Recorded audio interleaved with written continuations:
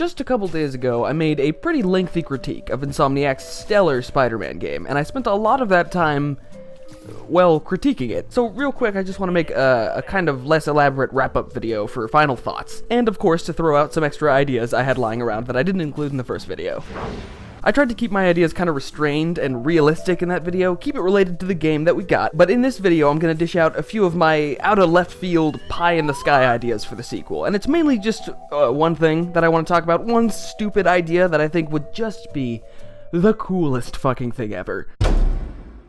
So I already talked a lot about this game's sensually smooth combat, and the main thing I had to say was basically, don't fuck it up because it's already great. I offered a few new additions like heavy takedowns that are already in the game and multi-enemy takedowns, but after thinking on it some more, I have a few additional potentials to bring up. In Arkham City, Rocksteady expanded the combat system by adding new special moves attached to dual combinations of the face buttons, mainly tapping square and X for the bat swarm and tapping X and circle for the ground multi-takedown. Not saying Insomniac has to 100% copy that and add two similar extra focus bar attacks, but hey, what if pressing triangle and square activated Spidey's famous webbed boxing gloves from the N64 game? Kinda like the Ultimate Dimensions Rage mode from Shattered Dimensions, or even the Devil Trigger from DMC if I understand that correctly, which I probably don't. This could briefly change Spider-Man's moveset by having him use web-based weaponry and attacks with a larger range that sweep and deal with multiple enemies at once, because man, you fight large groups of enemies in this game, and it can get a little overwhelming. It would be extremely satisfying if I could build up 3 focus bars over the course of the extensive dismantling of a Sable base, and then near the end of the fight, use all 3 of those bars to activate a brutal rage mode where Spidey webs himself up and goes to town. I'm not exactly sure what a second new focus bar attack could be, but I'm sure they're literally already working on that shit.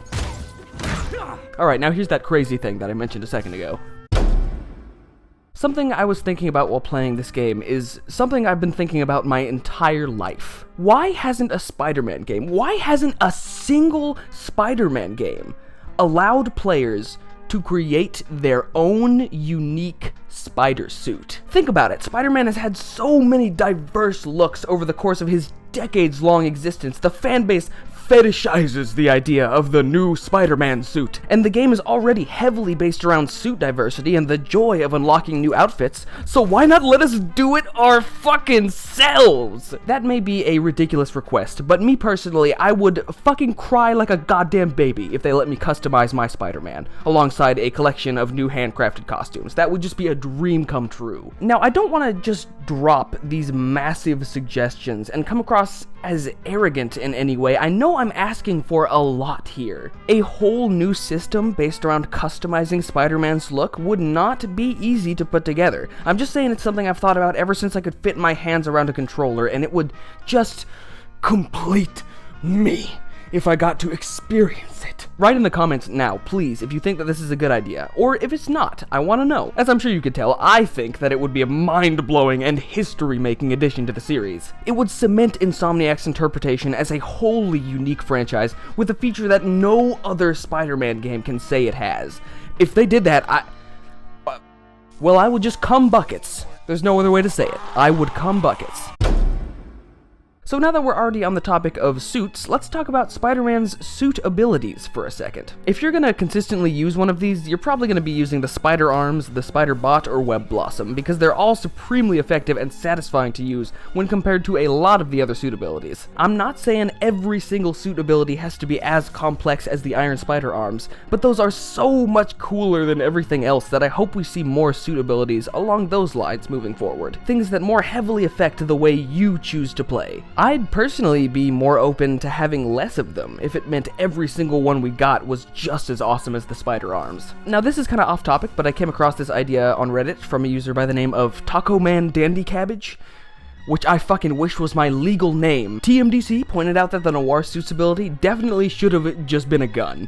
Yes, it sounds ridiculous, but hear me out for a second. Imagine tapping L3 and R3 to activate the ability. Noir Spidey whips out his handgun, and the next 4 times you tap R1, Spider-Man gats a motherfucker for max damage. And if, story-wise, you're worried about the whole murder thing, we could always fudge it Arkham Knight style and turn the revolver into a stun revolver or something of that sort. Calm down, hey, calm down. The Batmobile may be hitting those criminals at 70 miles an hour, but don't worry, kids. They're being tasered at the same time. They're okay. We already have dudes getting knocked off of fucking skyscrapers and saved by these wacky web devices. The devs could undoubtedly make a revolver work. Do the gun thing, Insomniac. That shit would be hilarious. Another potential addition to the suit ability mechanic in general, what if we got to upgrade them, like gadgets? Maybe the double takedown upgrade I discussed in the main video wouldn't be a main skill tree ability at all, but instead an upgrade to the spider arm suit ability. It would just be another cool way to customize your playstyle, another interesting thing to spend your hard-earned tokens on. I don't know, something to think about.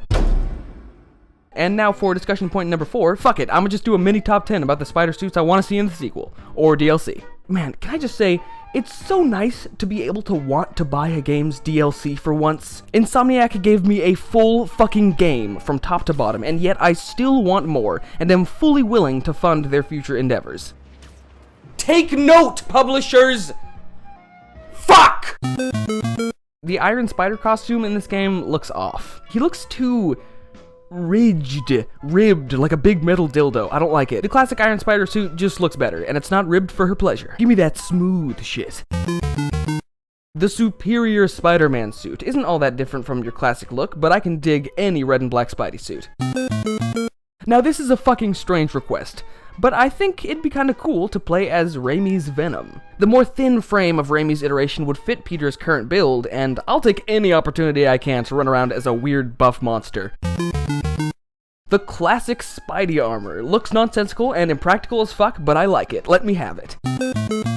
Spider Carnage is stupid. Spider Carnage is awesome.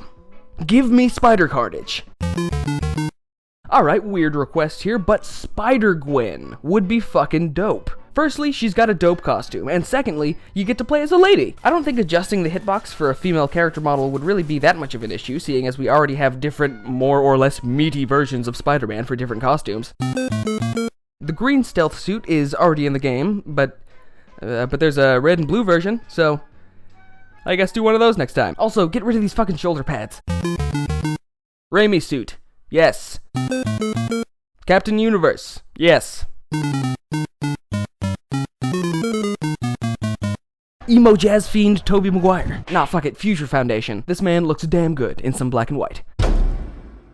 I'm not gonna spend 10 goddamn minutes on web swinging like I did in the other video, so I'll keep this one short as shit. In Spider-Man 2, you had the option to shoot out a second web while still holding onto the initial one. If something like this could be reintegrated, maybe allowing us to quickly change direction or more finely control our airborne movements, man, again, just come in buckets. Also, when I talked about the extended web dash and the upwards web dash in that other video, this is probably roughly what an extended upwards web dash would look like in the game. So there you go.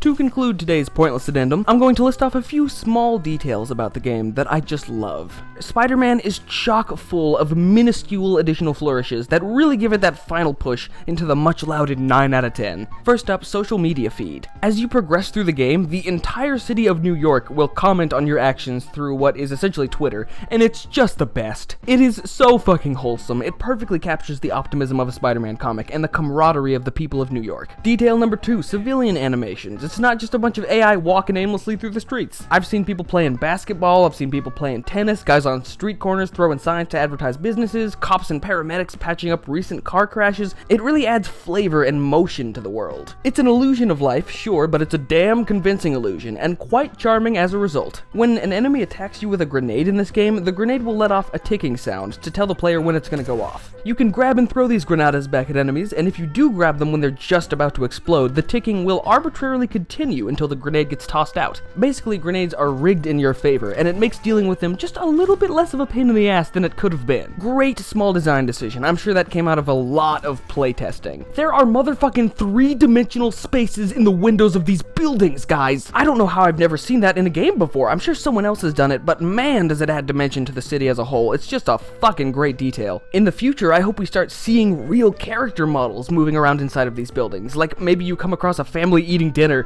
or a couple watching TV and they stop to look at Spider-Man. That'd be so awesome. This isn't really a little detail, but the fact that there is an entire dedicated healing button is quite nice. It's super helpful. It makes the focus bar way more meaningful as it's the only real way to regain health, and it looks awesome to activate during the middle of takedown animations. I love this wonderful animation Easter egg where...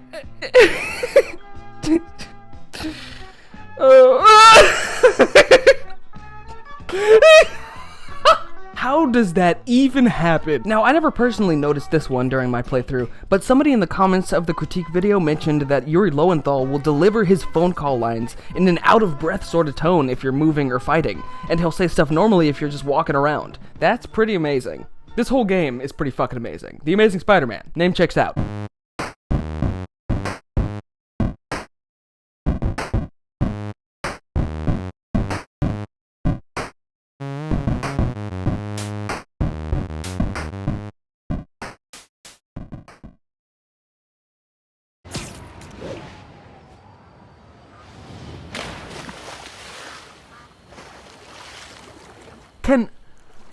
Can Spider-Man please swim a little faster?